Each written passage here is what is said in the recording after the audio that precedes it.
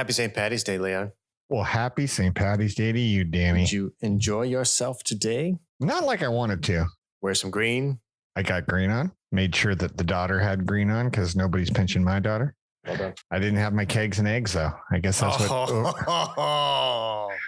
Your favorite. Over 40. Just they don't exist anymore, I guess. So sad. So sad. Did you? No. Yeah.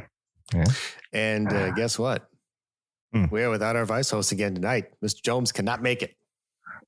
I gotta go.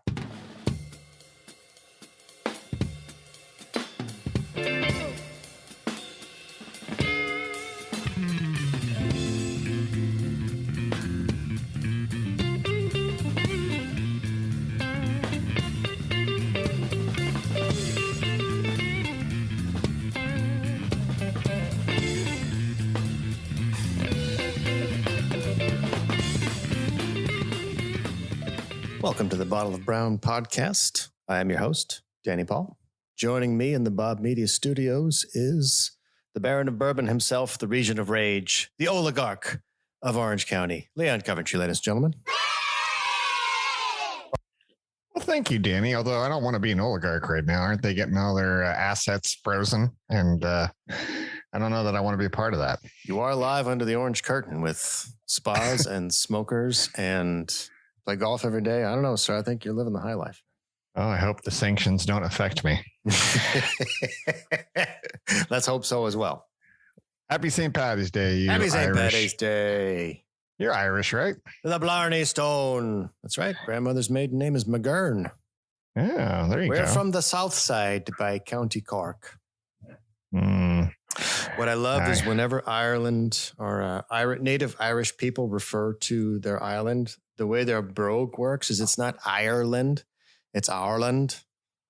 And I love that because they're basically saying, yeah, it's ours. Yeah. It's Ireland. I love that. Yeah, today's the only day I get to be Irish. So I married into Irish. Embrace it. Yeah, you're Irish by injection. There you go. We don't have barbecues in Ireland, as Colin Farrell says. Right, but I love whiskey and potatoes, so they're good people. Whiskey is indeed something of Irish heritage. Speaking of which, what's your brine tonight, sir? In the spirit of this wonderful day, no, I did not go with an Irish whiskey. I went with a bourbon. Surprise. Called Kentucky Owl. Oh, that's the St. Patty's version. The St. Patty's Day by Louis McGuane. Irish Whiskey Bonder made it in partnership with Kentucky Owl. It is a limited release. It is absolutely delicious. And I'm going to be heartbroken if we can't find another bottle of this. Fancy. It's well a done, bright sir. Green bottle by, I didn't do it. You know, Triple B's the one that finds this stuff. Triple B, friend of the show. Yeah. How about you? What are you having tonight on this fine Irish?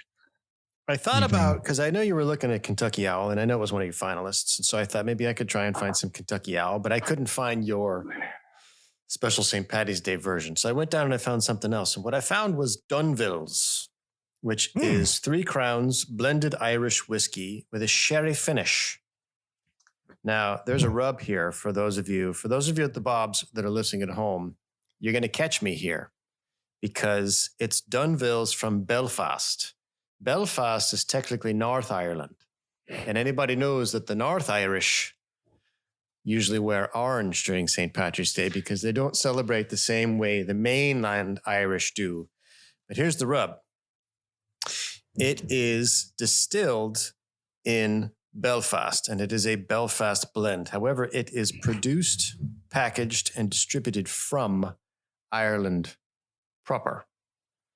So we got a little bit of cross-border action going on. So I think I would, in the spirit of community, since we got a war going on in the European continent, I wanted to do a North Ireland and Ireland to make peace.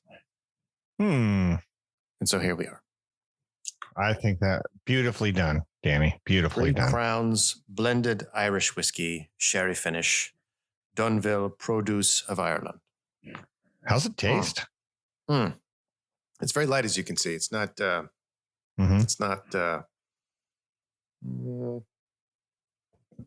Did I bring it back by me? No. There we go. See?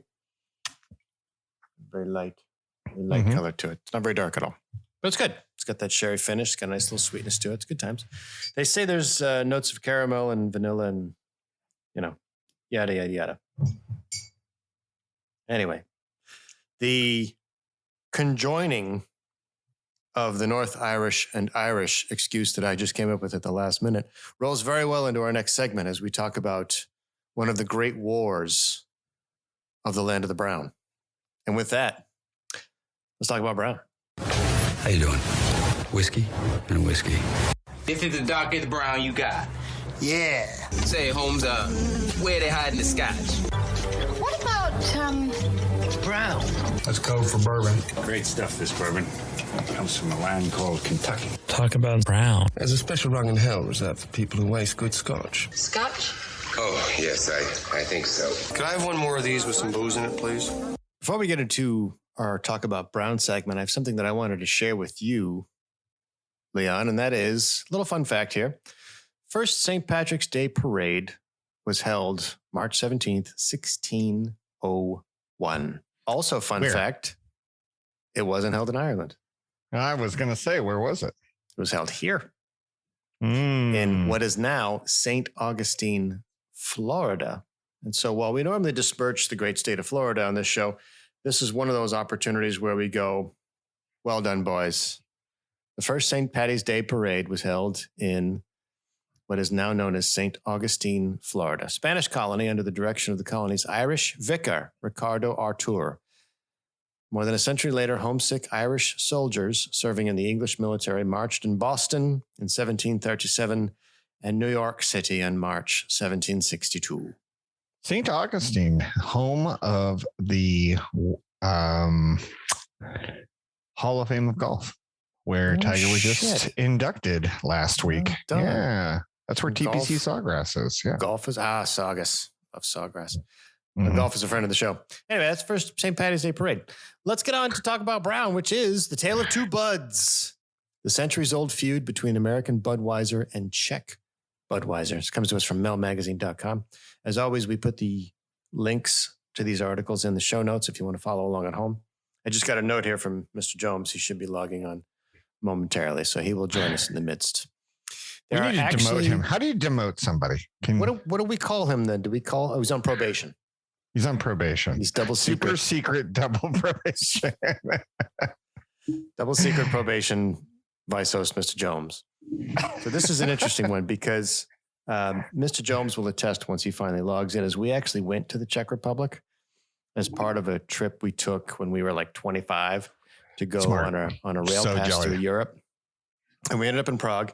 And one of the things we got was a Budweiser, but it wasn't Budweiser, it was Budvar. And what I found out later is there's quite a war brewing between the old country and the new country.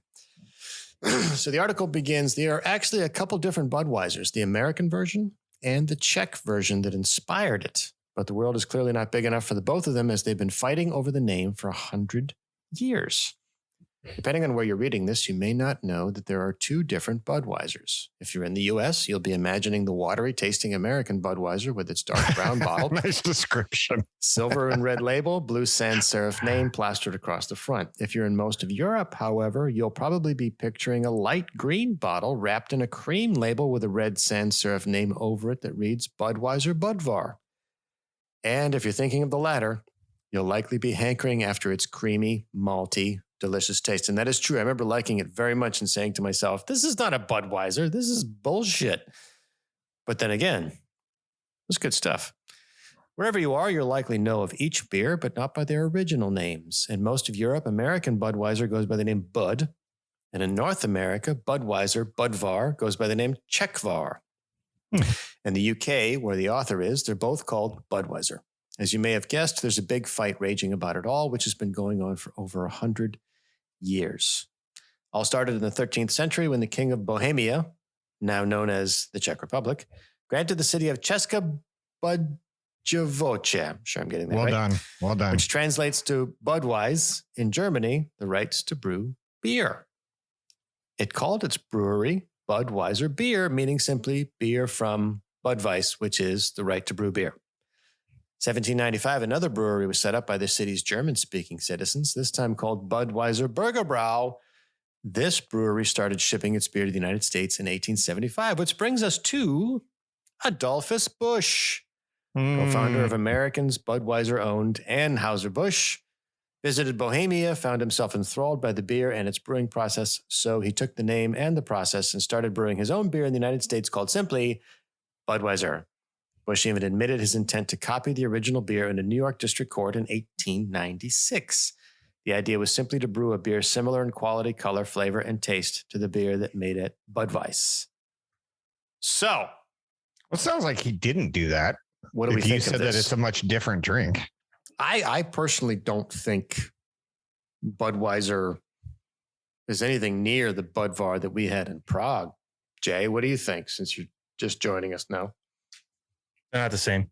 It's more European style, but I mean, it still appeals. I mean, it is what it is.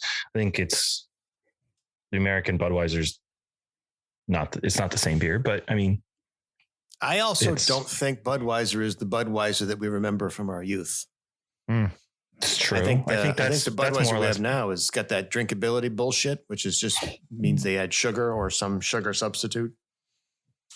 I always say our palates have When I changed. think of classic Budweiser, I think of Modelo Especial. That to me tastes like what I remember Budweiser tasting like. Oh, good call. I had some on friend of the show, Q's birthday. He had a bunch of Modelo Especial, and it was, I don't remember it being that good, but it was awesome. Because I don't drink that much beer these days. Yep. Yeah, that's look, hey. Because if you think about it, the number of Mexican Americans that drink regular Budweiser, it's up there. Like that's one of their favorites. So it makes sense that Modelo Especial would be close. I think that all of this is a really great marketing ploy for both teams. I think it means nothing. I think Budweiser is a very generic thing to call a beer based on where they came from and based on the description you gave us. I think that, when people think of America, whether or not we like it or not, they think of an apple pie and Budweiser and a hot dog. And I don't know why. I don't know why that became the American beer. I'm a big fan of the Coors family. And I think that that's a better representation of American beer. But That's right. Did they steal a German beer? I They're don't frost brewed. know. Either way, I don't understand their advertising. It's cold. Yeah. Well, anything can be cold. That's nothing. No, but it's super cold. It's cold like a train. It's cold. Yeah, but they got Sam Elliott. So cold. Frost Yeah. brewed Coors. The mountains are blue. It's cold. It's cold. Yeah, but You gotta anything can have- be cold. You got to have a Put it in deep, the refrigerator. deep voice cowboy with a burly mustache covering his upper lip. You do it. That reminds me of basically Okay, dude. Spinal Tap, where Have they it just your basically way. go, but it goes to 11. To 11. Goes to 11. That's absolutely right. But It gives you a little bit extra. But the mountains are blue. Yeah, but you could just get a It's blue cold. Sharpie. No, we're not going to do that. But it's cold. It's colder. So it's a little colder. But the mountains Who needs the visual cue? But hey, we all fell for it in the marketing ploy, and so be it. But I think either way, I love it. I love the rivalry. I've never heard the story told the way you just told it, but I have heard the story that Budweiser was stolen from the Czech Republic or somewhere in that region. And, hey, that's how it goes sometimes, but it doesn't sound like it's even close to the same recipe. It was just kind of imitating that style of beer, which is, for lack of a better term, Pilsner, right? So they just made a Pilsner beer, called it Budweiser. Americans drink it up. Well, what I love is that the Kingdom of Bohemia incorporates areas of southern Germany and what is now referred to as the Czech Republic. So you have kind of a cross-cultural, cross-border thing going on. But the idea that it is Budweiser and the guy that started Anheuser-Busch, which is now long gone because it's like AB InBev now. You don't even have the Anheuser-Busch name anymore. He was a patent troll. He patented it. And then before the Germans had any idea what was going on, they realized they couldn't sell their own beer north of Panama. I wish that Budweiser would embrace the nickname they've been given, which is Bud Heavy. I mean, I get it. It's not great for marketing, but it's Bud Heavy. Or it's Bud Light. Bud Heavy and It's Bud Coors. Light. I get it. Yeah. You know what? I'm for it. There you go. Let's just be honest about it and call it Bud Heavy. I don't know. On account of the number of colleagues of Mexican descent, hey, Budweiser. And they always drink it in the can. Always Budweiser in a can, never in a bottle. Well, that's where Tecate comes from. You know? No, that's right. Tecate. Which my roommate in college just really enjoyed. God bless She her. liked all things Mexican, right? Hopefully she doesn't listen to the show. Another talk show. That is Talk About Brown. Mr. Jones, thank you for joining us. What's your Brown tonight, sir? I have two. I guess I assume Leon opened with what he was having tonight, right? Mm-hmm. I did. Mm-hmm. Okay, so I'm having this now, and then I think I'm going to go over to the Teeling Whiskey Black Pits. Okay, you say this. You say this, but this is an audio show. What is this that you were drinking? It's the Teeling folks at home. No, the first one. Oh, well, that's the Kentucky Owl that was done as a St. Patrick's edition with the. See, I should have got it. Then we could be triplets. Yeah, it would have been nice. Well, I figured you went into it, Leon. Oh yeah, it's half gone. Jesus. Well, all right. The next time you walk into Safeway and you see bottles of Weller, get your minimum and go back in and get your minimum. Then go back in and get my minimum. Okay, I'm missing out on all this good hooch. I'm going to start. I'm going to have a Danny stockpile, and I'm going to keep it here as a carrot for one day. You'll actually come visit my home. I'll just bring out a couple $100 bills and take it all home with me. Yeah, that or dance for it. You got to work for it. Oh, you're on. Got some sturdy tables. All right, that wraps up Talk About Brown. We'll be right back.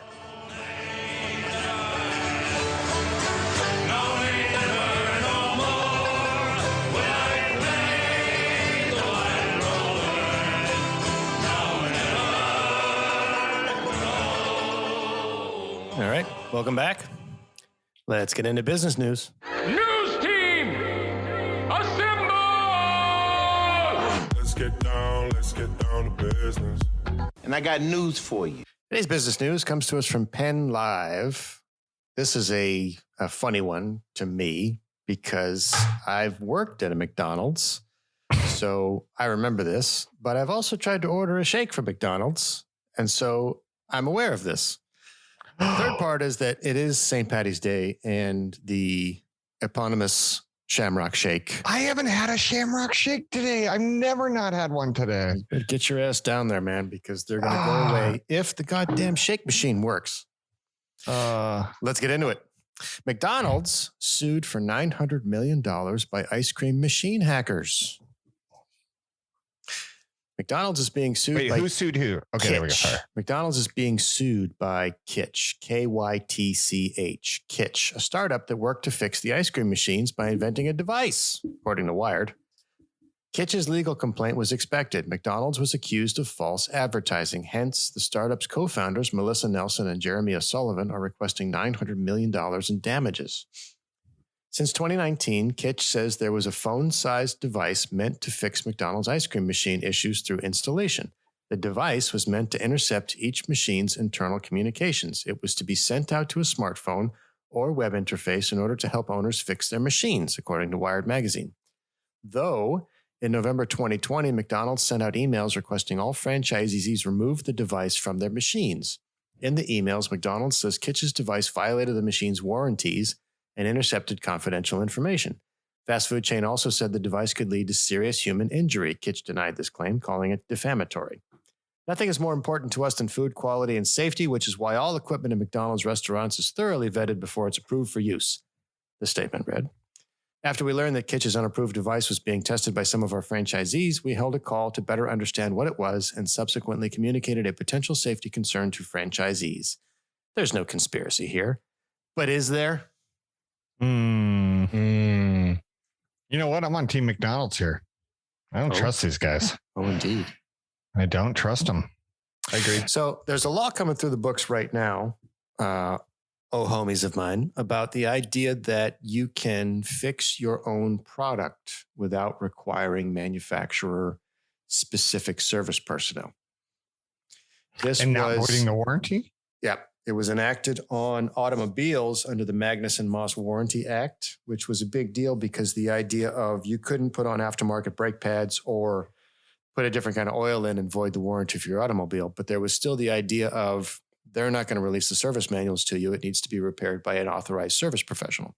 Mm-hmm. Well, that's going to go the way of the dodo probably because Congress is going to vote on you're allowed to service the product yourself. And what was happening with these McDonald's shake machines, if you talk to a McDonald's franchisee owner, which I did, is that you're not allowed to fix the machine yourself, even if you have access to the information and the tools, because you have to go through their approved service provider. Now, if that doesn't sound like bullshit rent seeking, I don't know what does. Oh, it's total bullshit. Absolutely. So the idea is this company, Kitsch, found a solution to the problem, or at least one that mitigated the downtime, and they installed it on their machines, and everything seemed to be okay until McDonald's went, wait a minute. No. And they effectively went about threatening the franchisees to remove these devices, and so Kitsch sued them. Well, this practice isn't new. Did I ever tell you the story about when I was out in Denver and I was working for the airline out there, and they do tell. We bought new Airbus aircraft. Obviously, Airbus is located out in, I think they're based out of France, but most of the components come all over Europe. So I would call it a European aircraft maker, but this is no different. All the OEMs actually operate the same. But I remember one specific instance where there was a flagpole at the end of JFK Airport. And because this flagpole existed, it needed certain climb requirements. And to meet those climb requirements, you had to literally, and I mean literally, turn a screw on the engine like 3 times. And that made the requirement that all of a sudden recertified it. But the only way to do it was to have their mechanic come unscrew this thing 3 times. No other trained aircraft mechanic could do it and get it certified, when literally that's all that happened. So this is a racket. It's bullshit. It's extortion. And I'm glad that finally somebody's stepping in, because it's absolute horseshit. I'm not even pretty quick about face, Leon. You were Team McDonald's until I gave you my pitch. No, I'm still Team McDonald's. I'm against this other company that puts things in that says you can't fix it. That still puts me on the Team McDonald's side. So Kitsch is the startup that put in a little device that helps the franchisee get faster service. Mm-hmm. Because so what you'll find, misunderstanding the situation. What you'll find is if you walk into a McDonald's and you say, "Can I have a milkshake?" and they say the machine's busted, and you say, "Well, when is it going to be fixed?" The person behind the counter will just look at you and shrug, because they don't know. They've reported it to corporate, and corporate is working on it. This thing here with Kitsch would tell you, machine's about to break. And so you get on the horn and you go, "Hey, this thing needs service." And then you're supposed to have a dispatch service technician. Although when you're dealing with a national service organization, they're going to have service technicians that are trained and licensed in major metropolitan areas. So if you got the McDonald's that's 50 miles outside Boise, Idaho, good luck. You got to get a guy to fly in, and then that guy's got to drive out to wherever your bumfuck McDonald's is and fix your shake machine. And it's not likely to happen. But this little device from Kitsch sounds like they've inserted this little thing that talks to your smartphone that says you're getting to the point where the components are too hot or something is about to break. So you could start that process earlier, knowing that it was going to break. And McDonald's came in and said, "No way, man. You roll with our shit." Then I'm anti McDonald's in that situation. Thank you for explaining that to me. And that's what I call bullshit. I see. So McDonald's is holding the franchisees hostage in this situation. I think that's what it is. That's the argument that I make, is the McDonald's is holding the franchisees hostage because they make them buy this shake machine. And then when this shake machine breaks, it has to go through their service provider. Yeah, well, I'm on that team then, because I agree. That's horseshit. Cock gobblers. Can I interject though? Like, it's just out of curiosity, what's your feelings about Tesla? In what capacity? I'm intrigued. So if you buy it, you gentlemen own cars, and you need Allegedly. an oil. Well, yeah, allegedly you need maintenance, whether it's brakes or just your routine maintenance on the car. I'm not talking about oil, but just like regular maintenance, because you can take oil anywhere. But you need some kind of work. The mechanic, they turn some wrenches on it, and so like you go down the street and you have an option of hundreds of different mechanics in your local area that'll work on your car, and you do it through reputation as the reason why you go there. Tesla doesn't work that way. Tesla works where you only can take your Tesla to a Tesla place for repair. You only can, if you're in an accident, you only can take it to a Tesla certified place and have them do it. So you are literally, this is what Musk did, is he finally took, I own the dealerships, I own the manufacturing, and I own all the service all at once. And that's kind of, it did something that no one's been able to kind of hold on to and do, is it basically encapsulated everything in one place. It's early in stage. I think, you'll see what, automakers like Ford and Chevy have been around for 100 and few years now, 105 years. But just thinking, what's your thoughts on that? Then it's, you only can go to one place and you have to take the bill. So here's what I will say. First of all, if that sticks around too long, I would say that's bullshit. But I will say, when Tesla came out with what they came out with, there was no denying that the technology they were releasing was far beyond anybody else out there. And if they had to have especially trained mechanics to do what they had to do, then I get it. But to not allow others certified, I mean, you have to get certified, but if you allow others certified, but the technology was, and you got to understand too, when Tesla came out and what made Tesla so different, and where electric vehicles actually became a realistic option for the everyday American that could afford one. I'm not saying everyday Americans can afford one, but a car that somebody didn't feel like it was a Cracker Jack prize, because all the electric vehicles, the Leaf and all that, okay, great. You get 90 miles to a battery. You can only go when there's no headwind, all this bullshit, that went along with the previous electric vehicles. Now, I'm going to premise this with a little bit of conspiracy theory bullshit, but I do think that there's some stuff out there. I think that the oil companies did a really good job for a very long time squashing any progress for electric vehicle building until Musk came out and somehow hit a home run. I don't think that's a conspiracy theory. He has warranties on his car. That's how he was able to get the buyers to buy. He put a warranty on it that they'd take it back. So the warranty liability on their financials is just astronomical. When I looked at it, probably 7 years ago. But the point you're making, though, is if you're going to put a warranty like that and you are trying to gain the trust of the American public, you have to be very guarded on who's allowed to work on these things, because conspiracy theories bullshit. You would be very easy to go out there and say that certain oil people want batteries to explode on people, and they want brakes to fail, and they want things like that to happen to scare people away from electric vehicles. But that never happened. So in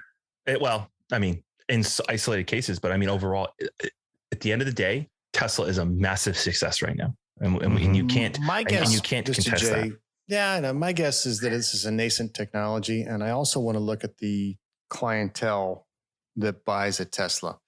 You're looking at a $90,000 sedan, up to 110 or 120 with upgrades and, ludicrous speed and all that. And so these are people that are likely to pay whatever, because most of having a Tesla is not saving the world. You can save the world in a Prius and a Leaf. Most of what Tesla is status. It's virtue signaling. It's scarcity. And so these types of people, they pay whatever they want for the car to have it, and then they pay whatever needs to be done to fix it. I don't think they're going to shop around. That's part one. Well, I'll back off. Can I interrupt part one now? Good. I think the status symbol thing, I think, was Tesla phase one, because that technology, the way he decided to roll it out, he knew that it was going to be expensive technology. And so that's the market he went after. And he went after that top 1%, and he kicked ass and he made the brand that it needed to be. But he always at least the way he explains it, wanted the John Everyman to be able to buy it, right? So that's why he came out, what it was, Model 3 or whatever. I mean, that one was supposed to be the affordable vehicle. And when he was talking about the Tesla truck, he pushed the price of that thing more than anything before he broke that window in the demo. So he's really big on not being this brand for elitists only. And I don't mean to be defending Musk. I'm not a big Musk defender one way or another. I'm just telling you that the model and the path that he took, he certainly wasn't trying to make this brand a Rolex. You know, he was trying to make it a high quality brand, and somehow it worked out. But anyway, sorry, go with phase 2. I'm ready. I don't think those are contradictory thoughts. I think he wants to bring the Model 3 or whatever the successor to the Model 3 is to the masses. He wants a $30,000 car. Yes. But the circumstances only provided for him to be able to make the expensive car so that he can build up scale so that he can eventually lower the cost. But the idea that I think Mr. Jones is getting to is you have to go to a Tesla certified service provider. And I think that's just because the technology is nascent.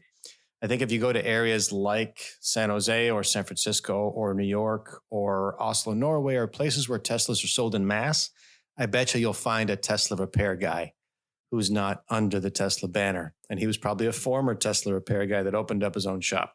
And my guess is that at least in these jurisdictions that don't have these stringent warranty laws, there's nothing you can do.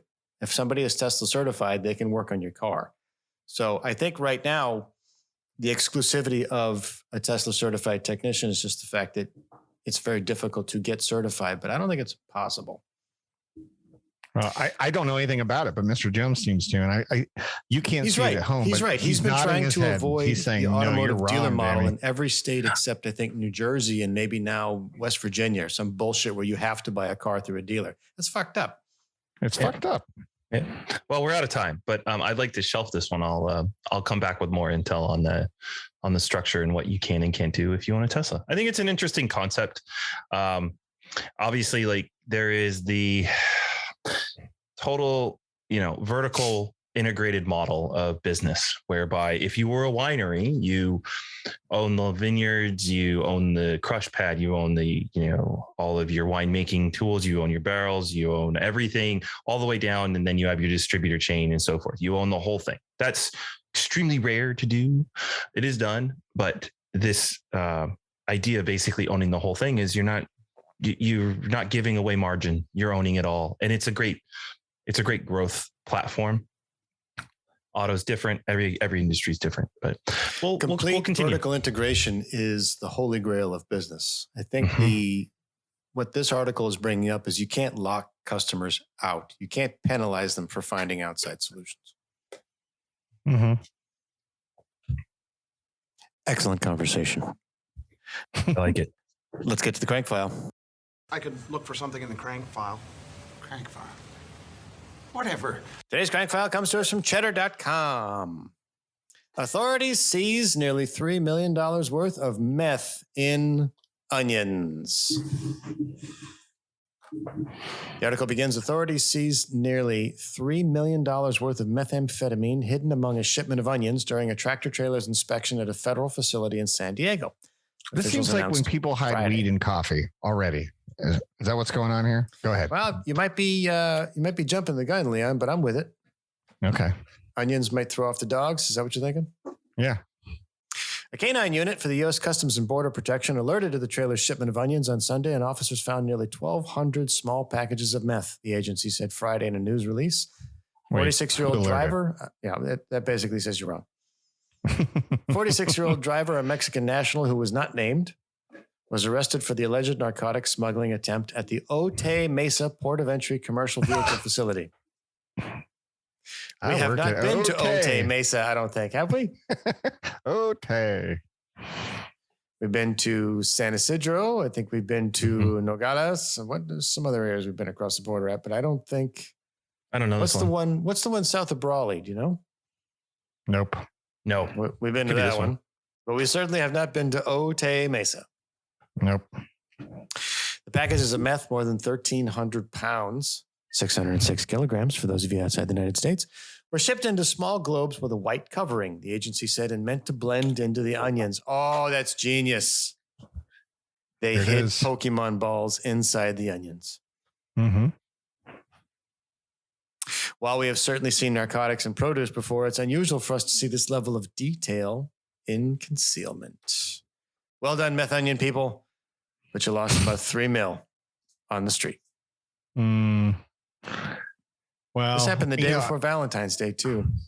Oh, Not a lot of love. Not a lot of love. Yeah, I think. Do you remember Dennis Leary when he did a stand-up? And one of my favorite parts of his stand-up was, I didn't stop doing drugs because I didn't like them. It's because drugs don't lead to other drugs. They lead to fucking carpentry. It's like people are like, oh, that apple would make an excellent bong. That car would make an excellent bong. That guy's head would make an excellent bong. You just start creating different ways of doing drugs. Before you know it, you're making bongs out of everything. These people and their ingenuity have created look-alike onions in packaging. I think they probably spent more on the packaging and shipping than they ever would have to make this drug. That is pretty clever. I mean, they took this white heat shrink material probably, and they shrinked up the meth. But unfortunately, you didn't pack it in coffee grounds. Go back and watch Beverly Hills Cop. You got to throw off the dogs.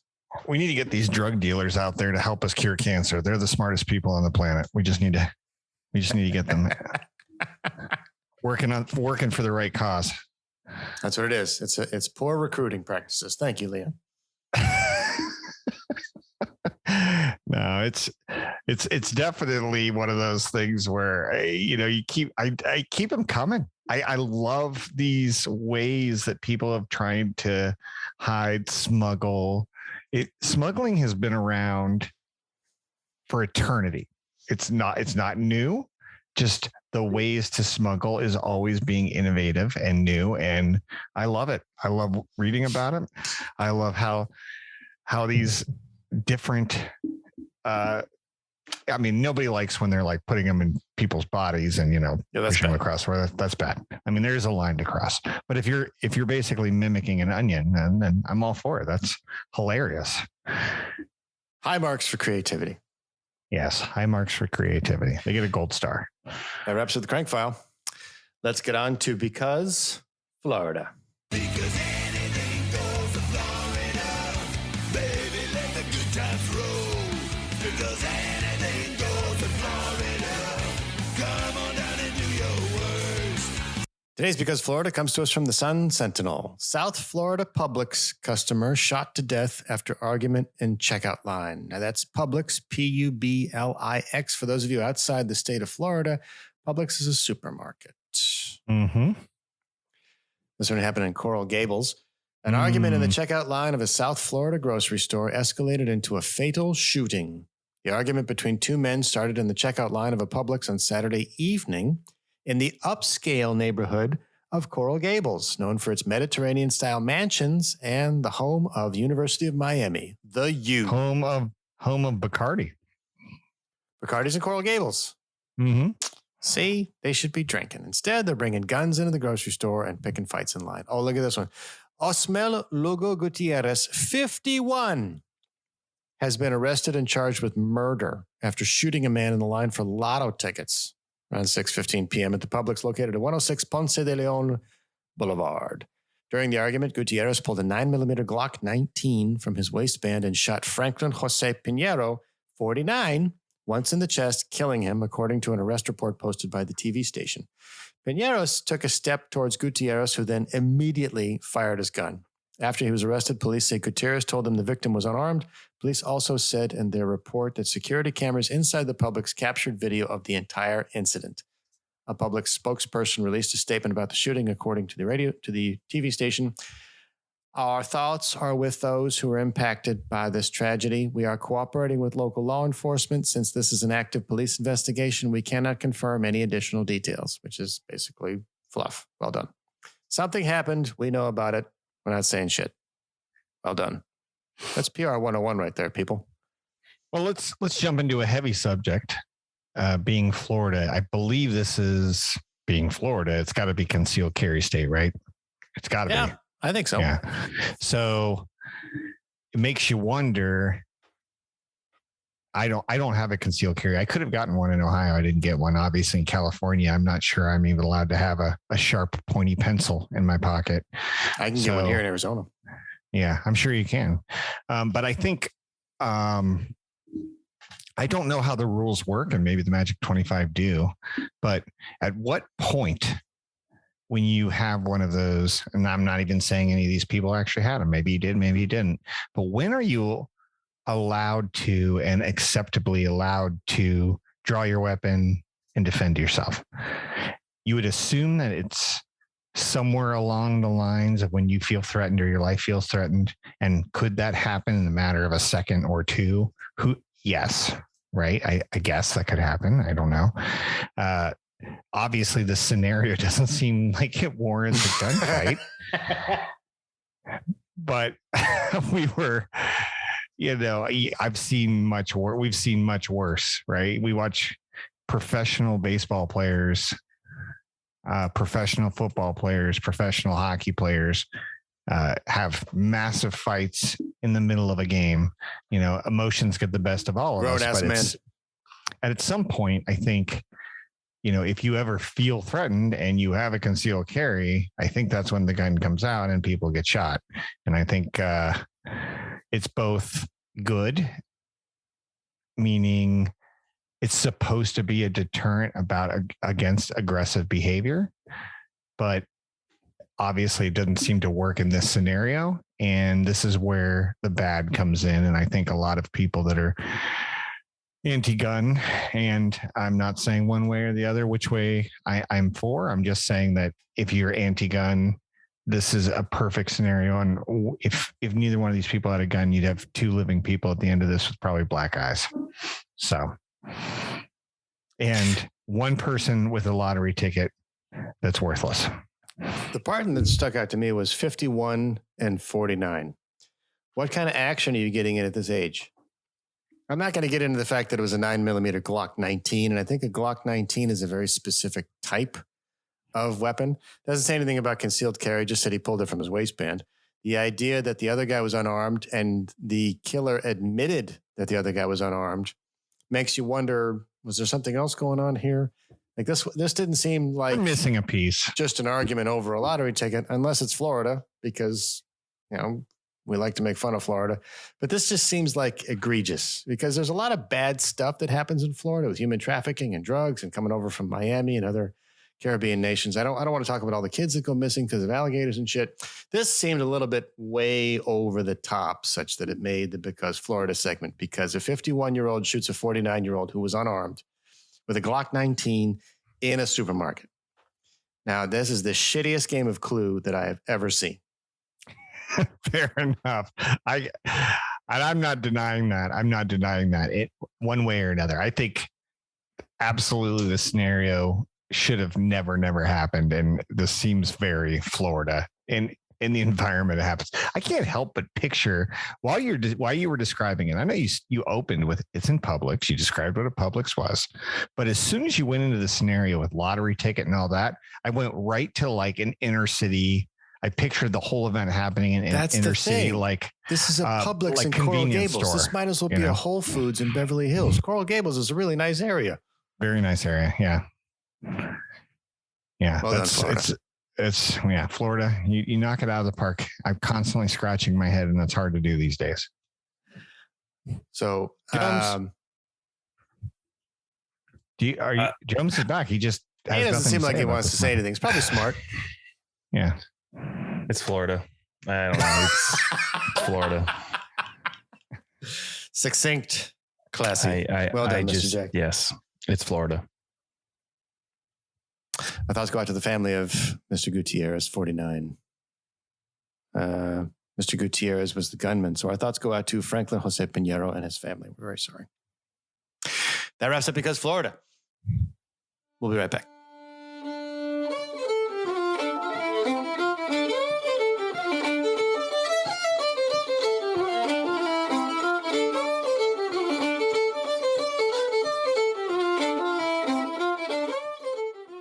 Welcome back. Let's get into parenting. We can make kids right now. That's why we're here. What's the mileage? Because it is St. Paddy's Day, it's very likely that there will be a lot of children made tonight. And so I pulled this one from flowingdata.com. The age of moms when kids are born. People have kids at a wide range of ages, but the moments tend towards where we are in life. There are social norms and biological norms. Based on data from the National Center for Health Statistics, we can see how these ranges shifted by child number. So, first child. When mothers have their children in the United States, the median age, such that we're looking at a bell curve here, which is kind of a flat bell curve for first child, basically from 20 to 30, 2% of births from 2016 to 2020 are when most women have their first child. After 30, it starts to slope off on a natural distribution curve, and then you can see the teenage pregnancies, it kind of ramps up really quick. They have 12 on here. I'm not sure how I feel about that, but I am happy that 12 is 0. But it looks like 13 and 14 are edging up. So the United States is not without its teen pregnancy problem. As you move on to the second child, you get more of a regular distribution curve with a nice curved middle and flat tails on either side. And so your average age for the second child kind of starts to hit its stride around 29. So your median for the first child is 27 and your median for the second child is 29. And so it seems based on this data, it's boom, boom, boom. Then you scroll down a little bit. Third child is 30. Your fourth child is 31. Your fifth child is 32. So anybody listening, ladies that you know or that are 27, clock's ticking. We've literally just looked at the inside of the biological clock. We know where it is. Yep. We got all the gears. We know how it runs. We know how it works. The article continued, based on live births between 2016 and 2020, the median age of first-time moms was 27. And the median age of moms having more children gets older than that. It seems about right, but you can also see the medians are a small sliver of the whole. Now, I thought this was interesting because there's two theories at work here. One, you could do the traditional generational thing of the millennials versus the Gen Z versus the boomers versus the Gen X.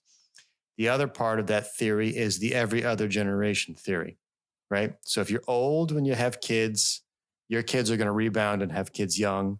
If you're young when you have kids, your kids are going to rebound and have kids when they're old. Now, in my particular case, I am the youngest, and my parents had children at 20. Growing up, I didn't want to have kids at 20 on purpose, which is why I didn't have kids until I was 30.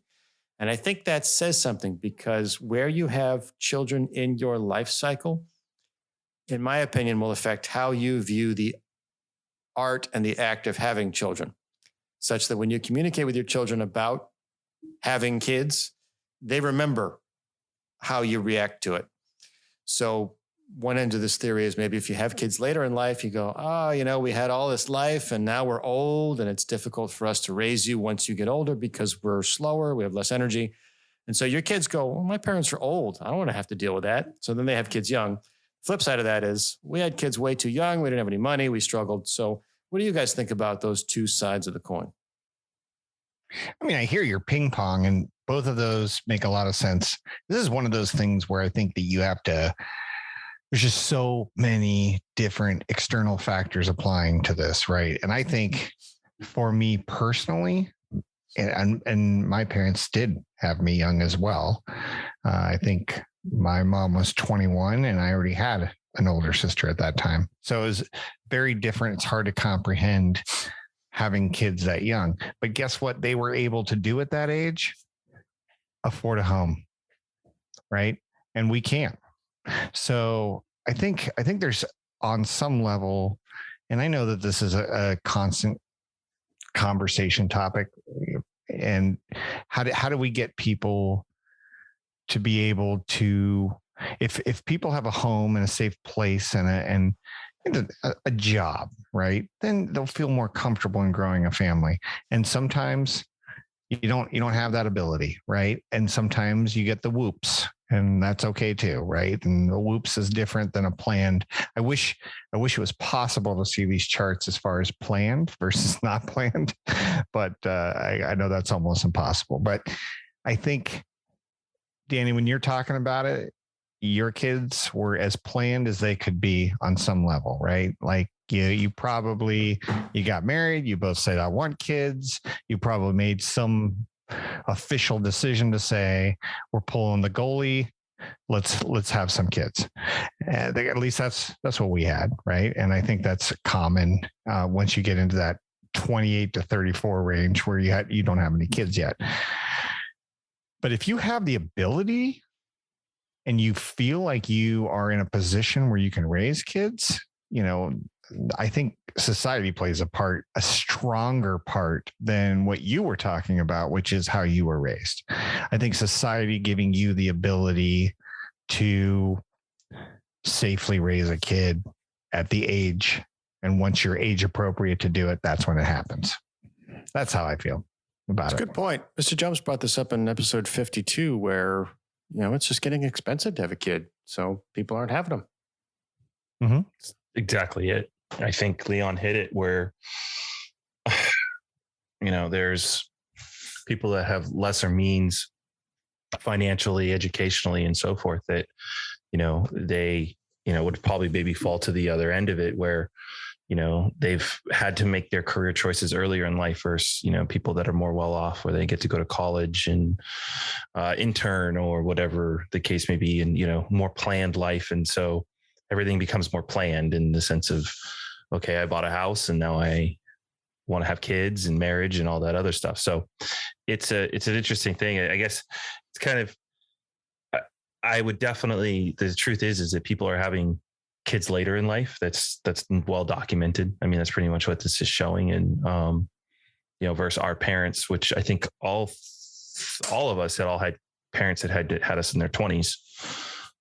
Whereas like I had a kid when I'm in my 40s. So there you go. That's how you have it. Well, I think it would be really cool to see the same analysis over time, which I'm sure exists on, are we shifting farther later down the years? Every time I think about this, have you seen that one movie? Oh my God, I'm brain farting on it, but it's got Owen Wilson in it. And he goes back, he gets in a time capsule. Why am everyone's like, probably the top 25 are like magic 25 are like, I know that movie. Anyway, the whole premise of the movie, right or wrong, it's a little bit hilarious, but there's probably some truth that the human race in general starts to lose intelligence over time. Oh, you're talking about Idiocracy? Idiocracy. Thank you. Geez, that was hard to remember because that movie's awesome. Because people who are, for lack of a better term, less educated, don't have the means, typically have more kids, and people that are more educated and have more affluence or ability to, I don't know how else to label it, but have more money and more time and more focus maybe to raise the kids.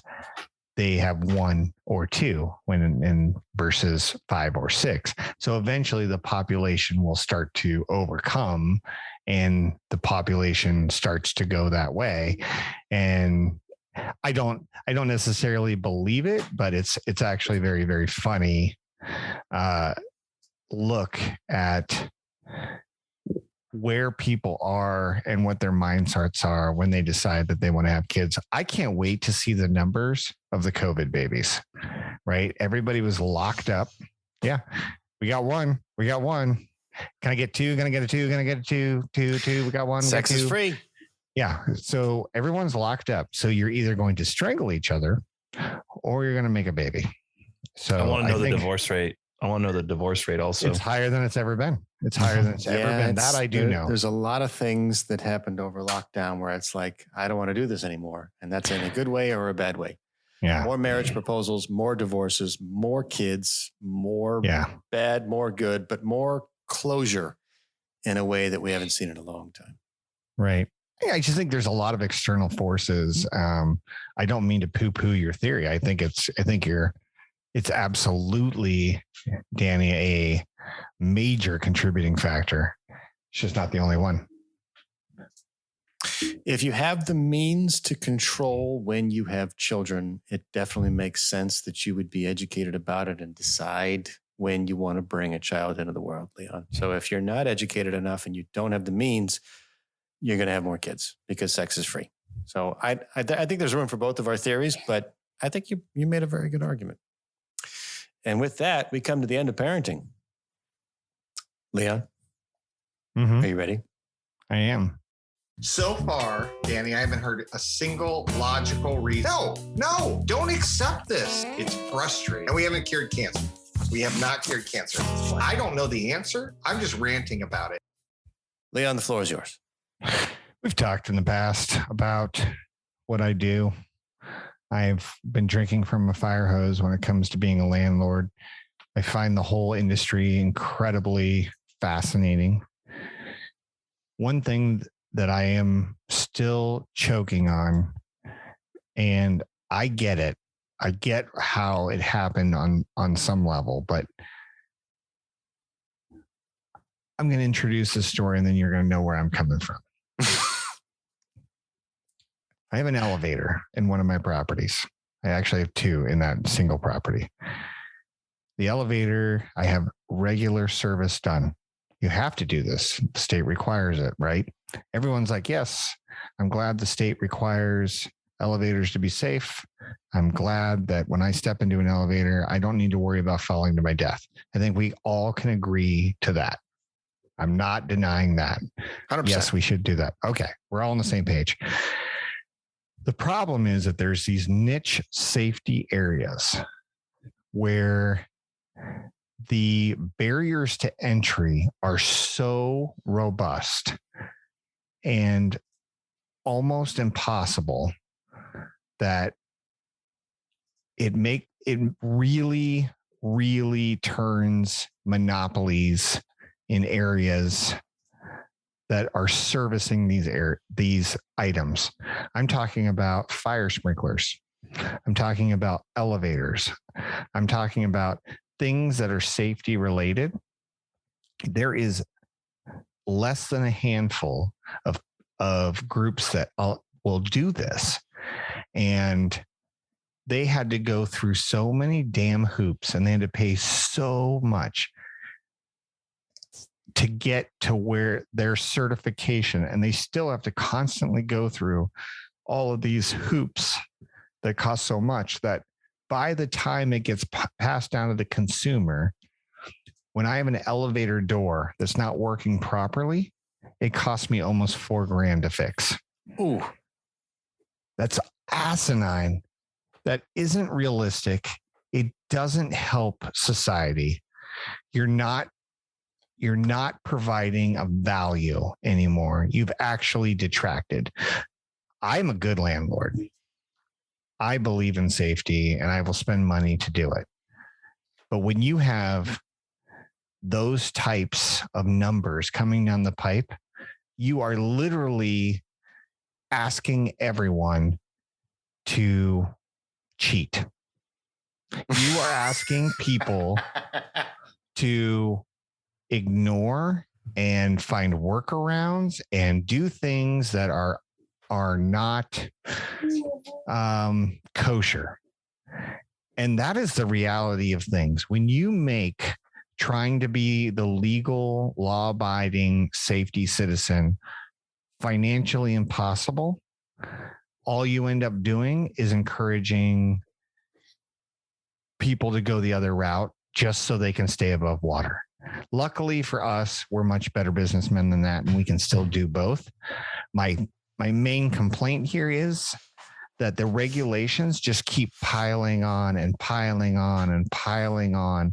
And so that everybody gets a little bit more hand in their pot. I mean, the government hands in the pot, all the people that are reaching in to get a part of this, is asinine. And so that when somebody needs to have that done, fire sprinklers, let me talk about fire sprinklers for a minute. I've got like 3 vendors in Orange County that can do it. It's crazy. 3, right? And all of them charge enormous amount of money. It's plumbing, guys. Hey, it's fucking plumbing. It's a pipe that sprays water into this thing and it distributes water. That's all it does. It's not rocket science, but the certifications required to do this are so ridiculously, the barriers to entry are so ridiculously hard, and the certifications are so fucking expensive to get there that by the time the consumer, me, needs to get something like a sprinkler fixed, it costs somewhere between $800 to $1,000 to fix, which is so dumb. And I'm not allowed to do it because it's a safety thing. So you're just asking people to cheat. That's what you're asking people to do. At some point, that's what's going to happen because everyone goes into survival mode at some point, right? So if it just keeps escalating to this point, especially in an inflationary period like this, there's just no way to get it done. And when I was trying to, there's a great product out there. I'm not going to pitch them specifically, but basically they spray a very thin type of epoxy that goes into pipes and it kind of reinforces the pipe so leaks don't happen anymore. Guys. Yeah, well, there's repipe. Repipe is basically completely taking pipes out and running them side by side and turning the water off. And then you basically completely repipe. But there's another one, I think they call it e-pipe or something like that. And they go in and they go into the existing pipe and they reinforce the pipe. Not only is that an amazing product, but also it reduces the impact on all the tenants because they don't have to go through all the rigmarole that you would go through a repipe cutting into your walls and the mess and the dust and all the different inspections and left and right. And it's epoxy, right? So it's not dealing with metal. That's right. It's epoxy. And so it's certified in many different parts in the state of California, but also someplace it's not.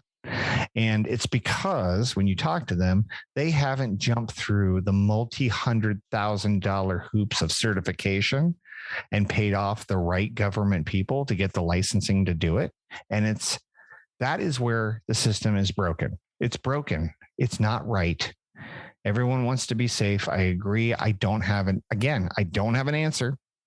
I don't know how to make everyone safe, but also make it economically possible for people to do the right thing too. You have to understand that incentive is the most powerful thing anybody operates on, right? That's why salespeople exist, right? That was the smartest person in the world figured out. If you give salespeople a piece of the pie, they're going to sell a hell of a lot more, right? Once you start getting these incentive-based, theories, incentives going out there where people want to do things, then you're going to see that. But right now, the incentive is to do the wrong thing. And I won't do it, but I can see how the industry completely does it. And it's very frustrating because there is no hope.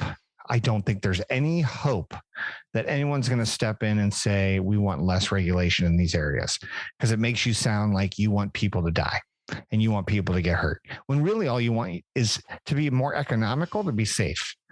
There's got to be a balance. So that's all I have to say. And that's my world specifically, but it really frustrated me today because I know this repair will take $200 in parts and 1 hour in labor, and it's going to cost me $4,000. And that's frustrating. I'm going to leave this one alone, Leon. Mm-hmm. So, safety is a tough one because you want safety. If I had to say anything based on what you're saying, is I am not a big fan of barrier to entry. So there was 2 things that you said. One was there's a limited number of players in the market. You said that it was very difficult to get the certification, but you also said the certification was very expensive. Mm-hmm. The certification being very expensive, that's a government problem. Mm-hmm. And I'm all about high standards. I'm all about government impetus on safety. I'm all about protecting residents. But the idea of this is a safety protocol that you want people to adopt, you don't want a barrier to entry. If there's stringent requirements, sure, they got to pass the test 3 times before they get it. Totally acceptable. But when you place a high cost on certification, yeah, that gets back to your incentive argument. You're begging people to cut corners or break the rules. Good love tonight, Leon.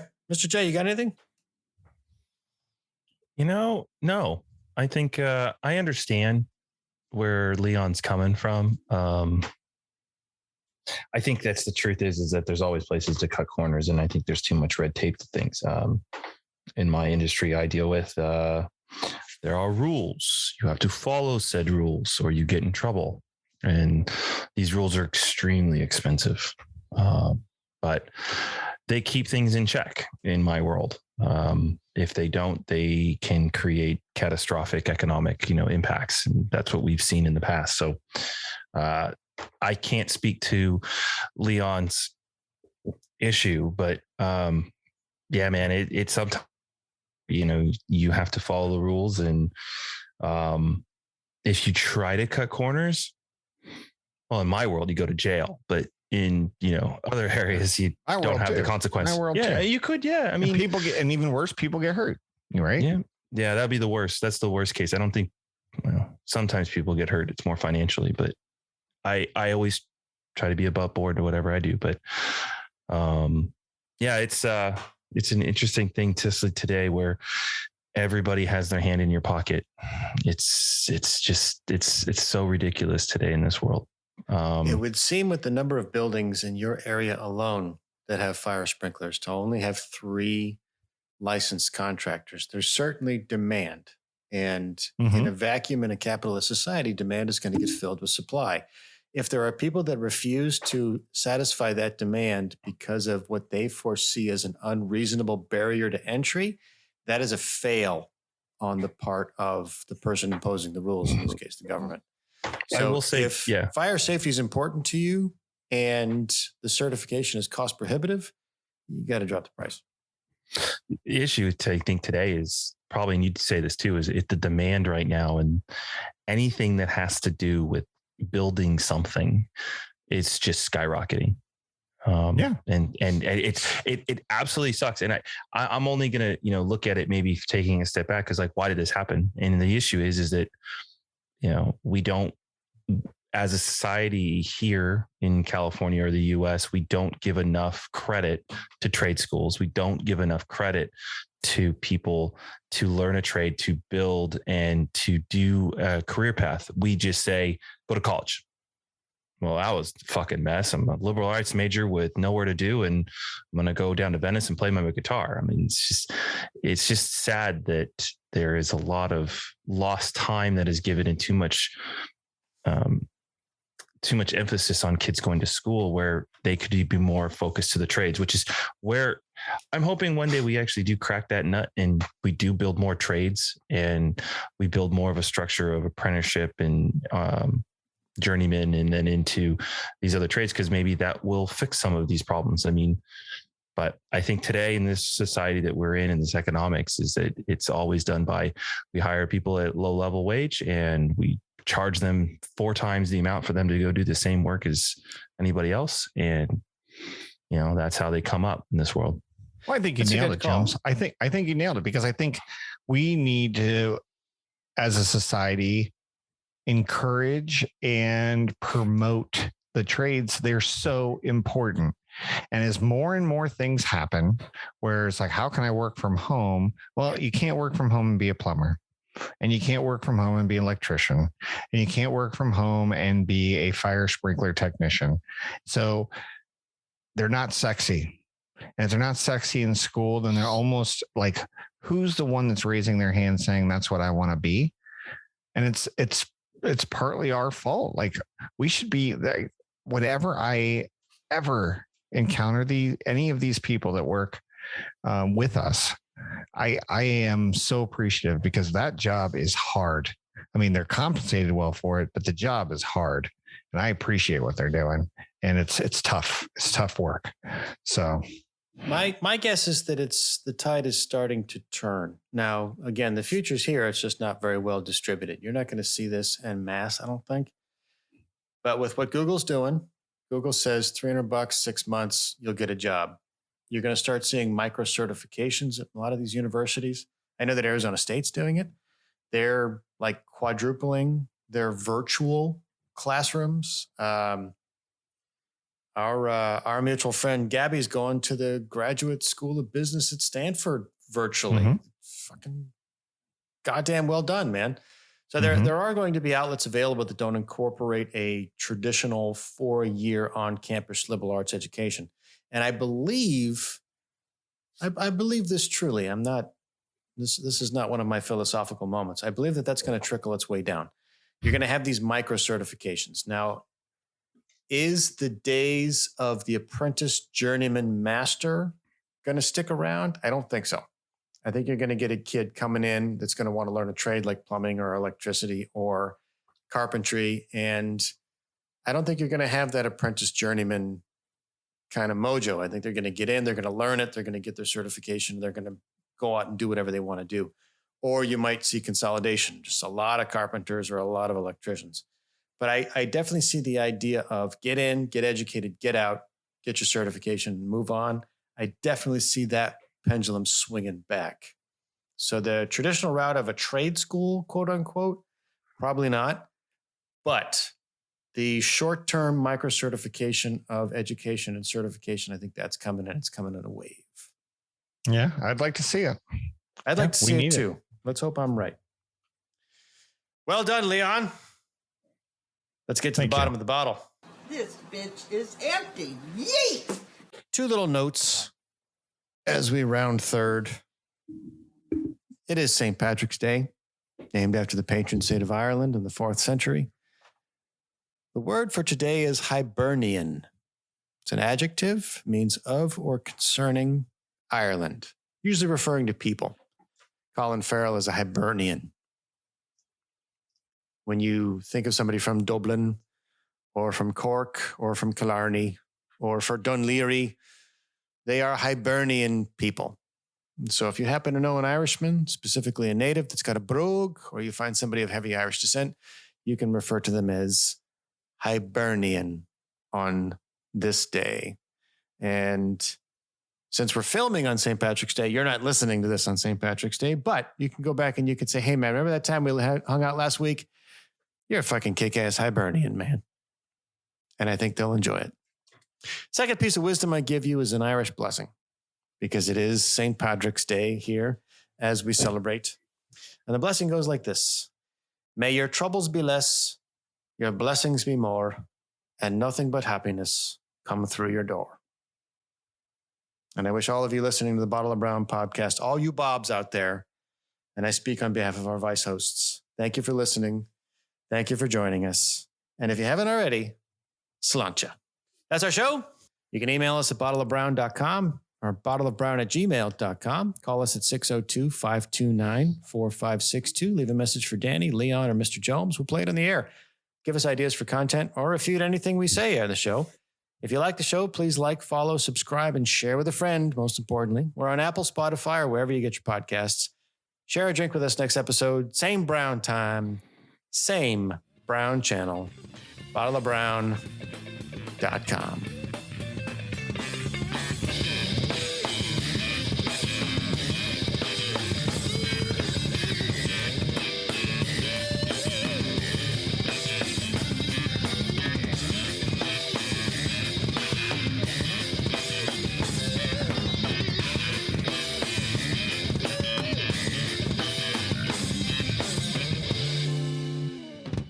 This place is dead anyway, man.